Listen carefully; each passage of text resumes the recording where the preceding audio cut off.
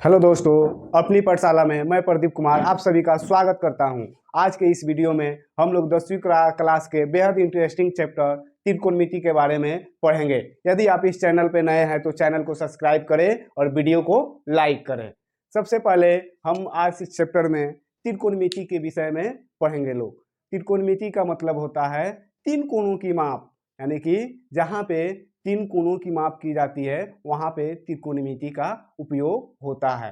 त्रिकोणमिति यानी कि यह शब्द जो है ना ग्रीक शब्द से लिया गया है, जिसका मतलब होता है तीन गोनों, साइड, मेटी माप, यानी कि तीन कोणों का माप त्रिकोणमिति होता है। हम लोग त्रिकोणमिति का उपयोग कहाँ पे करते हैं इसके बारे में जानेंगे। सबसे पहले अगर किसी भी पिंड की, किसी भी वस्तु की दूरी, हाइट मापनी हो तो वहां पे त्रिकोणमिति की सहायता से ही हम उस वस्तु की हाइट को मापते हैं। जैसे हमें किसी चिमनी की ऊंचाई मापनी है, हाइट मापनी है, तो कैसे हम उस चिमनी की हाइट मापेंगे। यदि हम किसी चिमनी की हाइट मापना चाहते हैं तो हम यहाँ से खड़े होकर उस चिमनी की हाइट को देखेंगे और उस आकार का एक त्रिभुज लेंगे और उस कोण के द्वारा हम उस चिमनी की हाइट मापेंगे। ऐसे बहुत सारे बड़े बड़े जगह होती है, बड़ी बड़ी हाइट होती है, जिसको हम लोग त्रिकोणमिति की सहायता से मापते हैं। और त्रिकोणमिति की सहायता से मापने के लिए हमें सबसे पहले त्रिभुज की आवश्यकता होती है। तो त्रिभुज की आवश्यकता होती है तो हम उन सभी में कौन से त्रिभुज लेंगे जिसकी सहायता से हम किसी भी वस्तु की हाइट को माप सकते हैं। तो हमें फिलहाल 10वीं कक्षा तक समकोण त्रिभुज को ही लेकर पढ़ना है, क्योंकि समकोण त्रिभुज में जो है ना, जहां से खड़े होकर देखते हैं वहां से 90 डिग्री का एंगल बनता है और उस तरह हम लोग किसी भी वस्तु की हाइट को माप सकते हैं। तो जब हम समकोण त्रिभुज लेंगे तो समकोण त्रिभुज की आकृति कैसी होती है, समकोण त्रिभुज में क्या क्या होता है, आइए उसको हम लोग देखते हैं। तो सबसे पहले देखते हैं कि समकोण त्रिभुज जो होती है वह 19 डिग्री की एंगल पे बनी होती है। यानी कि समकोण त्रिभुज में एक कोण जो है वह 19 डिग्री की होती है। समकोण त्रिभुज की एक कोण 19 डिग्री, बाकी दो कोणें जो होती है वह 45 यानी कि 45 डिग्री की होती है। तो हम लोग देखते हैं कि कोई भी त्रिभुज लेते हैं उसमें समकोण त्रिभुज की आवश्यकता होती है। तो समकोण त्रिभुज की आवश्यकता होती है। जब हम समकोण त्रिभुज लेंगे तो समकोण त्रिभुज के लिए पाइथागोरस प्रमेय आता है, क्योंकि समकोण त्रिभुज पढ़ने के लिए हम लोगों को पाइथागोरस प्रमेय की आवश्यकता होती है और उसके बारे में हम लोग को जानना पड़ेगा। तो पाइथागोरस प्रमेय क्या होता है उसके बारे में थोड़ा ध्यान से देखें। पाइथागोरस प्रमेय, बिना पाइथागोरस प्रमेय से त्रिकोणमिति जो है ना कोई भी चैप्टर नहीं बन सकता है, इसलिए हमें पाइथागोरस प्रमेय का भी चर्चा करनी पड़ती है। पाइथागोरस प्रमेय में क्या होता है, तो पाइथागोरस प्रमेय में हमें लंब का ज्ञात होना चाहिए कि ये एक समकोण त्रिभुज में लंब कहाँ होता है। उसके बाद हमें आधार मालूम होना चाहिए, एक समकोण त्रिभुज में आधार कहाँ पे होता है। फिर हमें ये भी मालूम होना चाहिए कि एक समकोण त्रिभुज में कर्ण कहाँ पे होता है। तो पाइथागोरस प्रमेय में लंब, आधार और कर्ण होता है और जब यह तीनों होती है तो वह एक समकोण त्रिभुज होता है। इसलिए लंब कैसे पहचानेंगे, एक त्रिभुज में हम लंब कैसे पहचानेंगे कि जो लंब कहाँ पे है। तो हम जिस कोण को लेते हैं, जिस कोण की बात करते हैं उसके सापेक्ष सामने की भुजा लंब होती है। मान लीजिए हम कोण आर लेते हैं, हमको कोण आर से लेना है, तो आर से जब देखेंगे तो आर के लंब कहाँ पे होगा, तो आर के सापेक्ष सामने की भुजा यानी कि पी क्यू, आर के सापेक्ष सामने की भुजा कौन सी हुई, पी क्यू। तो पी क्यू लंब हो गई। अगर कोण पी से देखते हैं तो पी के सापेक्ष सामने की भुजा क्यू आर होती है, तो क्यू आर भुजा लंब होती है। तो लंब अगर हमको किसी भी त्रिभुज में चुनना है, समकोण त्रिभुज में, तो जिस कोण को लेते हैं, जिस कोण को मानते हैं उसके सापेक्ष सामने की भुजा लंब होती है। उसके बाद हम लोग कर्ण को देखेंगे।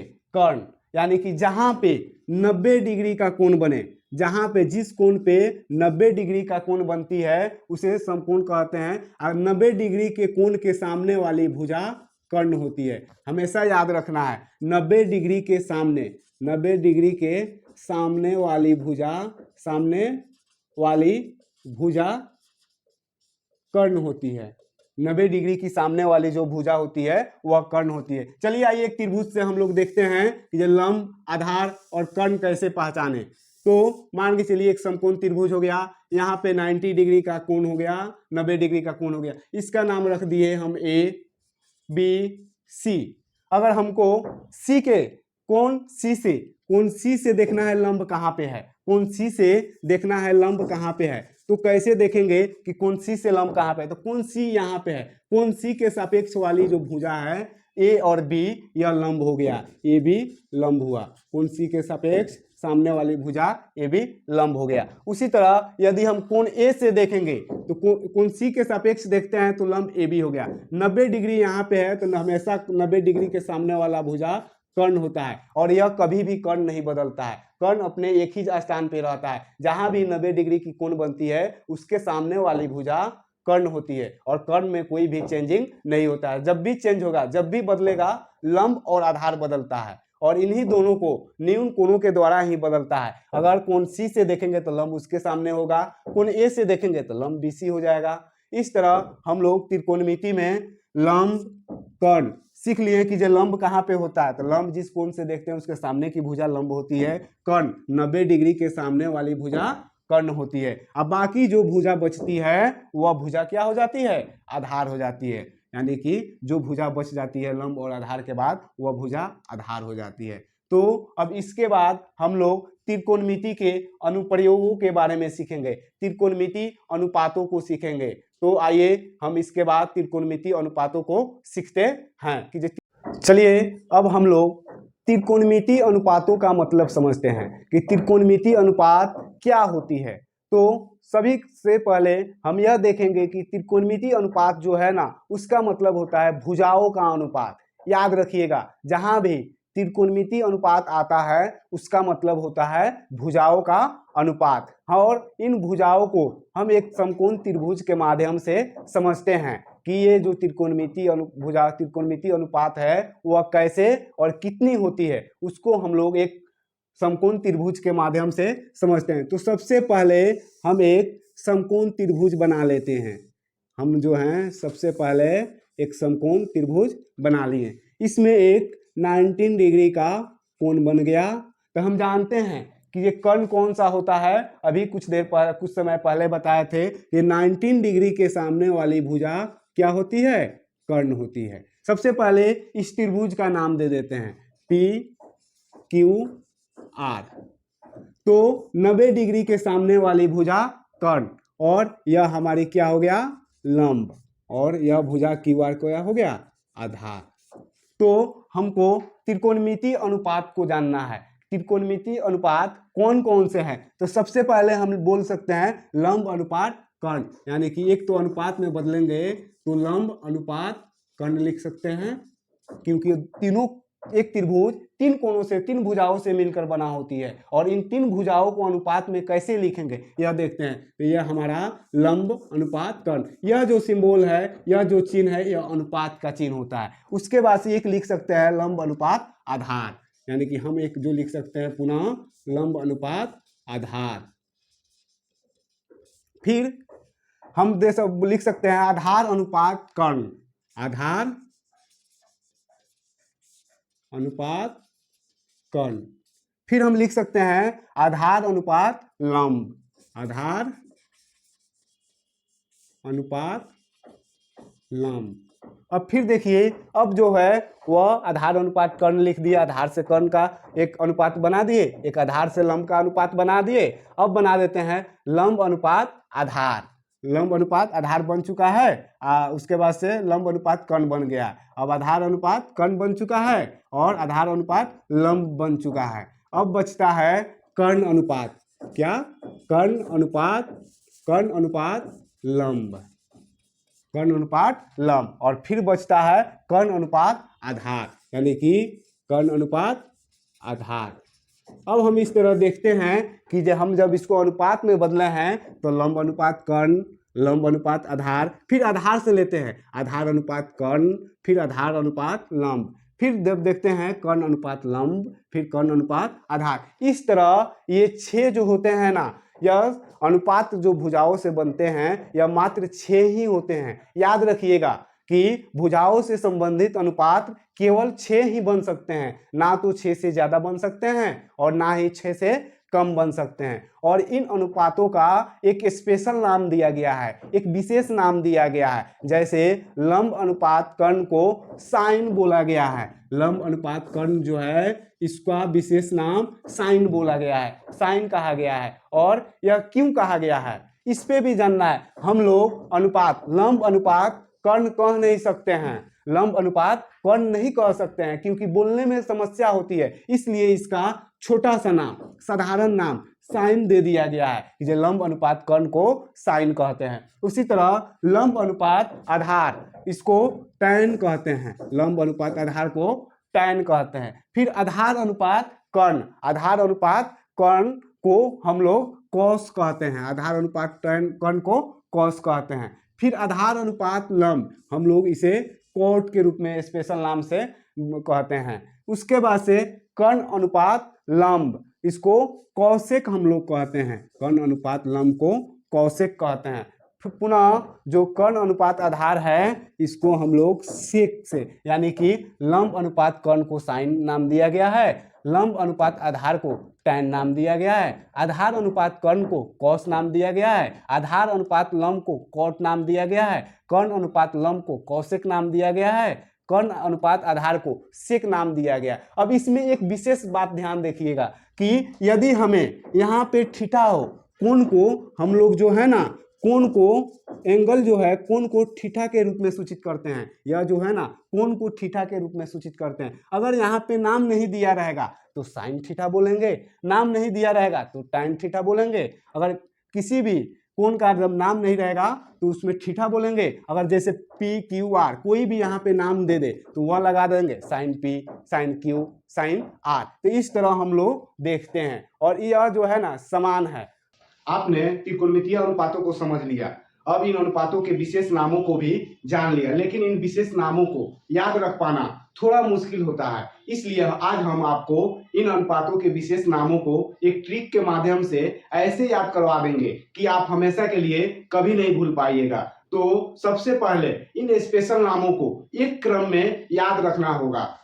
तो चलिए बोर्ड पे देखते हैं एक क्रम में इन स्पेशल नामों को कैसे याद करेंगे। तो सबसे पहले साइन थीटा, उसके बाद कॉस थीटा, फिर टैन थीटा, फिर उसके बाद कॉसेक थीटा, फिर सेक थीटा और उसके बाद कॉट थीटा। ये जो स्पेशल नाम है इन स्पेशल नामों को एक ट्रिक के माध्यम से याद रखेंगे, क्योंकि ये एक ऐसा ट्रिक है जिसके माध्यम से यह स्पेशल नाम जो है ना आपको चुटकी भर में याद हो जाएगा। लेकिन उसके पहले इन स्पेशल नामों को आपको एक क्रम में याद रखना होगा कि साइन थीटा के बाद से कॉस थीटा आता है और कॉस थीटा के बाद से टैन थीटा आता है, टैन थीटा के बाद से कोसेक थीटा आता है और कोसेक थीटा के बाद सेक थीटा आता है, सेक थीटा के बाद कॉट थीटा आता है। अब इसको हम याद कैसे रखेंगे कि साइन थीटा बराबर क्या होता है, कोस थीटा बराबर क्या होता है, टैन थीटा बराबर क्या होता है, सेक थीटा बराबर क्या होता है, कॉट थीटा बराबर क्या होता है। इस तरह तो अनुपातों को आप जान चुके हैं, समझ चुके हैं, लेकिन एक मेरे पास ऐसा ट्रिक है जिसके माध्यम से आप अपने जीवन में कभी भी इस त्रिकोणमितीय अनुपात को नहीं भूल पाइएगा। और वह ट्रिक है लाल काका, यानी कि जब लाल काका ट्रिक है तो इसके माध्यम से मेरा दावा है कि आप अपने लाइफ में कभी भी त्रिकोणमितीय अनुपातों को नहीं भूल पाइएगा। तो चलिए देखते हैं इन ट्रिकों, इस लाल ट्रिक के माध्यम से, लाल काका ट्रिक के माध्यम से कैसे हम इन 6 स्पेशल नामों को त्रिकोणमितीय अनुपातों को निकालते हैं। देखिए साइन थीटा, तो हम पहले ऊपर से चलेंगे। साइन थीटा बराबर क्या होता है, तो साइन में देखिए पहले एल से मान लीजिए, हिंदी में एल से लंब, ए से आधार, के से कर्ण, इतना हिंदी में इसका मान कैसे लंब में, लंब हिंदी में होता है तो हिंदी में लंब का एल, आधार का ए और कर्ण का के। और इस तरह लाल का ट्रिक से हम निकालते हैं, कैसे निकलेगा। तो एल है तो एल से हम कौन सी लेते हैं, लंब। तो एल यहाँ पे लिखेंगे लंब बटा नीचे के है तो कर्ण, यानी कि साइन थीटा बराबर कोई पूछेगा तो क्या होगा, लंब बटा कर्ण। उसी तरह cos थीटा बराबर क्या होगा, तो लंब बटा कर्ण ले लिए। अब आधार बटा कर्ण, अब क्या लेंगे, आधार बटा कर्ण। ठीक उसी तरह जब लंब बटा कर्ण हो गया साइन थीटा का, आधार बटा कर्ण हो गया कॉस थीटा का, अब लंब बटा आधार हो जाएगा किसका, tan थीटा का। किसका होगा, आधार लंब बटा आधार किसका होगा, तो tan थीटा का। किसका होगा, tan थीटा का। ठीक उसी तरह अब नीचे से लेंगे तो बाकी तीन का निकलेगा। कैसे, तो कर्ण बटा लंब लेंगे तो कौशिक थीटा क्या हो जाएगा, कर्ण बटा लंब। देखिए कौशिक थीटा है, अब नीचे से लेंगे कैसे, कर्ण बटा एल से लंब। उसी तरह अब सेक थीटा कर लेंगे तो फिर नीचे क्या है, के है, तो के से कौन सी मान लिया है हिंदी में, कर्ण, और उसके बाद से बटा, और ऊपर ए है तो ए से कौन सी हिंदी में माने हुए हैं, आधार, यानी कि कर्ण बटा आधार। फिर कॉट थीटा, तो कॉट थीटा का क्या होगा, तो नीचे कौन सी, ए से आधार, एल से लंब, तो आधार बटा लंब। इस तरह लाल का ट्रिक के माध्यम से आप इन त्रिकोणमितीय अनुपात 6 जो होते हैं इसको आसानी से याद कर लीजिएगा, और यह मेरा उम्मीद है कि आप इसको लाल का ट्रिक के माध्यम से कभी भी नहीं भूल पाइएगा। चलिए 8.1 के प्रश्नों को हल करते हैं। प्रश्नावली 8.1 प्रश्न संख्या 1 में त्रिभुज एबीसी में जिसका कोण बी समकोण है, ए बी 24 सेंटीमीटर है और बीसी 7 सेंटीमीटर है, तो निम्नलिखित का मान ज्ञात कीजिए, साइन ए और कॉस ए, साइन सी और कॉस सी। तो सबसे पहले हम यहाँ पे हल लिखेंगे और उसके बाद से बोला त्रिभुज एबीसी में, तो हम एक त्रिभुज बनाएंगे। यहाँ पे हम एक समकोण त्रिभुज बनाएंगे।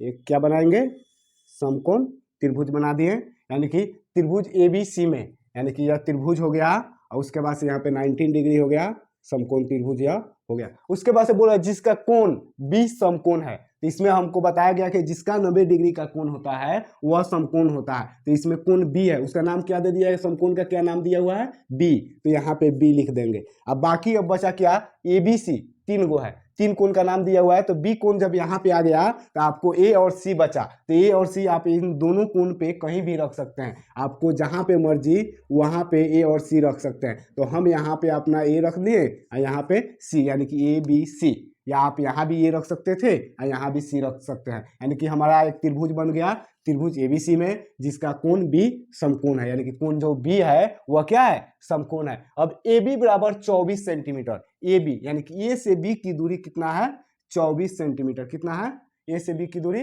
24 सेंटीमीटर, ए से बी की दूरी 24 सेंटीमीटर, और बी से सी की दूरी यानी कि बीसी बराबर 7 सेंटीमीटर, बीसी बराबर 7 सेंटीमीटर। तो निम्नलिखित का मान ज्ञात कीजिए। अब देखिए यहाँ पे एक त्रिभुज समकोण हमको दे दिया और इसमें आधार और हाइट लंब दे दिया, हमको कर्ण नहीं है, तो जब कर्ण नहीं है तो यहाँ पे हमको बताया गया था कि ये त्रिकोणमितीय अनुपात का जान होता है, कौन सा प्रमेय, पाइथागोरस प्रमेय। तो अब यहाँ पे हमको पाइथागोरस प्रमेय का उपयोग करना है। यहाँ पे लिख देंगे कि त्रिभुज ए बी सी में बी कोण बी बराबर 90 डिग्री। अब जब कोण बी बराबर, जब त्रिभुज एबीसी में कोण बी बराबर 90 डिग्री, यानी कि जब कोण बी समकोण आ गया तब यहाँ पे कौन सी होगा, तब यहाँ पे पाइथागोरस प्रमेय का उपयोग होगा, पाइथागोरस प्रमेय। पाइथागोरस प्रमेय बराबर क्या होता है मालूम है, पाइथागोरस प्रमेय आपको बताया गया होगा, पिछली कक्षा में आप पढ़े होइएगा। पाइथागोरस प्रमेय का होता है कि कर्ण का स्क्वायर बराबर लंब का स्क्वायर प्लस आधार का स्क्वायर। याद रखिएगा पाइथागोरस प्रमेय का मतलब होता है कर्ण का स्क्वायर बराबर लंब का स्क्वायर प्लस आधार का स्क्वायर, यानी कि यह जो एसी कर्ण है यह कर्ण एक सिंगल आधार और लंब के बराबर होता है। याद रखिए कभी भी पाइथागोरस प्रमेय का जब बात हो, जब चर्चा हो, तो कर्ण एक लंब और आधार के बराबर होता है, यानी कि लंब और आधार के योग के बराबर कर्ण होता है। तो अब यहाँ पे हम कर्ण निकालेंगे, तो हमारा कर्ण तो दिया नहीं है, कर्ण का क्या नाम है, ए और सी, यानी कि ए सी इक्वल टू लंब क्या है, तो लंब आपका कौन सी दिया हुआ है, ए बी, यानी कि ए बी का स्क्वायर प्लस अब क्या है, आधार है, आधार क्या है, बी सी, तो बी सी का स्क्वायर। अब आइए नीचे है तो ऊपर बोर्ड की तरफ चलते हैं। यहाँ पे अब देखिए ए बी का स्क्वायर, तो ए बी की दूरी कितना है, ए से बी की दूरी कितना है, 24 सेंटीमीटर, यहाँ पे ए सी लिख देंगे, और ए से बी की दूरी कितना है, ए से बी की दूरी 24 सेंटीमीटर, तो 24 सेंटीमीटर का स्क्वायर। देखिए यहाँ पे एसी का स्क्वायर ऐसे लिखते चलिएगा क्योंकि सब में स्क्वायर है, एसी का square 24 centimetre square plus B C यानी कि बी से सी की दूरी, तो बी से सी की दूरी कितना सेंटीमीटर है? 7 सेंटीमीटर। तो 7 सेंटीमीटर का स्क्वायर यानी कि ए सी का स्क्वायर इक्वल टू, अब देखिए 24 का स्क्वायर, तो आपको वर्ग जो है ना 1 से 20 तक 30 तक याद रखना है। 24 का स्क्वायर कीजिएगा, मान के चलिए आपको याद अगर नहीं हो तो आप गुणनखंड करके गुना करके देख लीजिएगा। 24 में अपन 24 कितना होता है? तो 4 चौका 16 और 4 दूना 8 1 9 और 2 चौका 8 और 2 दूनी 4 यानी कि 6 9 8 17 के साथ 4 1 5 576। कितना यहाँ पे हो जाएगा? 576 और प्लस 7 का स्क्वायर 49, 7 सते 49, ए सी स्क्वायर इक्वल टू, अब 9 6 15 का 5 और 7 4 11 1 12 और 5 1 6। अब देखिए यहाँ पे स्क्वायर है, तो जब भी स्क्वायर रहता है तो बराबर के जब दाएं तरफ जाता है, बराबर के बाद जाता है तो वह रूट में बदल जाता है। यहाँ पे एसी हो गया और यहाँ पे स्क्वायर है बगल में, तो बराबर याद रखिएगा हमेशा, जब यहाँ पे स्क्वायर होगा बराबर के उधर उसको भेजते हैं तो वह क्या चीज में हो जाता है? रूट में हो जाता है। हमेशा याद रखिए कि बराबर के जब उधर जाता है तो रूट में हो जाता है। तो इसका जब रूट कीजिएगा तो ए सी बराबर प्लस माइनस 625 का कितना होता है? 25। तो हम हमेशा पॉजिटिव यानी कि धनात्मक लेंगे, प्लस पॉजिटिव, क्योंकि किसी का भी हाइट या दूरी नापनी होती है तो वह धनात्मक में होती है, ऋणात्मक में नहीं। इसलिए इसका वर्ग जो लेंगे ना वह धनात्मक वाला लेंगे, ऋणात्मक वाला नहीं। यानी कि ए सी बराबर कितना आ गया? 25 सेंटीमीटर। ए सी बराबर 25 सेंटीमीटर। अब क्या देंगे कि ए सी बराबर हमको कितना मिल गया? 25 सेंटीमीटर। अब देखिए, अब हमारा प्रश्न पे आइए। प्रश्न हमारा क्या कह रहा है कि साइन ए और कॉस ए का मान निकालना है। 1 नंबर में प्रश्न हमारा बोल रहा है कि साइन ए का मान निकालना है और उसके बाद से किसका मान निकालना है? कॉस ए का। तो आपको बताया गया था लाल का ट्रिक के माध्यम से, साइन थीटा बराबर क्या होता है? लंब बटा कर्ण। साइन थीटा बराबर कौन सी होता है? लंब बटा कर्ण। तो अब लंब देखना है, तो लंब किसके साथ देखना है? तो साइन ए कोण के साथ। तो आपको जब परिचय दिया गया था त्रिकोणमितीय अनुपात का, तो उस समय बताया गया था कि ये लंब निकालने के लिए जिस कोण से चर्चा की जाए, लंब निकालने के लिए जिस कोण से चर्चा की जाती है उसके सामने वाली भुजा, उसके सामने सम्मुख भुजा लंब होती है। जैसे हमको कोण ए, साइन ए, देखिए यहाँ पे थीटा देखिए, विशेष स्पेशल लंब साइन ए से देखना है। तो ए कहाँ पे है? तो ए हमारा कहाँ पे है? तो साइन ए यहाँ पे है। तो साइन ए के सामने वाली भुजा लंब होती है। लंब को पहचानने का तरीका है कि जिस कोण के बारे में कहा जाए, लंब पहचानने के लिए जिस कोण के बारे में कहा जाए उसके सामने की भुजा लंब होती है। तो हम साइन ए से बोले हैं, तो इससे हमको लंब देखना है। तो इसके सामने की भुजा कौन सा आ रहा है? देखिए तो बीसी आ रहा है लंब। तो हमारा कौन सा हो जाएगा? बीसी कितना सेंटीमीटर है? 7 सेंटीमीटर। तो 7 सेंटीमीटर। अब कर्ण जो है ना हमेशा नहीं बदलता है, तो कर्ण कितना हो जाएगा? 25 सेंटीमीटर। उसी तरह कॉस ए दिखना है, तो कॉस ए बराबर क्या होता है? आधार बटा कर्ण। अब कॉस ए से हमको देखना है आधार कहाँ है। तो देखिए कॉस ए यहाँ पे है, तो कॉस ए से इसके सामने की भुजा लंब हो गया या कर्ण हो गया, तो आधार क्या हो गया? यह हो गया। तो आधार कितना हो जाएगा? 24 सेंटीमीटर और कर्ण कितना हो जाएगा? 25 सेंटीमीटर। यानी कि साइन ए से निकालना है, तो साइन ए से हम कैसे निकालें? तो देखिए साइन ए से, साइन ए का क्या होता है? लंब बटा कर्ण। तो साइन ए से देखेंगे लंब, तो इसके सामने की भुजा, हमेशा इस कोण के सामने की जो भुजा होती है वो लंब होती है। कर्ण जो है सबसे बड़ा होता है और उसके बाद से जो बचता है वो आधार हो जाएगा। अब चलिए फिर देखते हैं साइन सी। अब दूसरा प्रश्न क्या है? साइन सी और कॉस सी, यानी कि दूसरा नंबर प्रश्न है साइन सी। तो साइन सी बराबर क्या होता है? लंब बटा कर्ण, यह तो हम जानते हैं कैसा। और उसके बाद से कॉस सी बराबर आधार बटा कर्ण। अब देखिए हमको साइन सी से, किससे? साइन सी से देखना है। साइन सी से लंब कहाँ है, कर्ण कहाँ है? तो कर्ण तो हमको मालूम है कि कर्ण नहीं बदलता है, लेकिन लंब जो है ना बदलता है। लंब जिस कोण से देखेंगे वहां से बदलेगा। तो साइन सी से अब देखते हैं लंब कहाँ पे आता है। तो साइन सी से देखिए, तो साइन सी यहाँ पे है, तो इस कोण से जब ताकिएगा, साइन सी कोण से ताकिए तो देखिए तो लंब कहाँ पे पड़ रहा है। तो ऐसे देखिए तो कहा जा रहा है आपको ए बी लंब हो जा रहा है। यानी कि साइन सी से क्या हो जाएगा? साइन सी से कितना होगा? 24 सेंटीमीटर।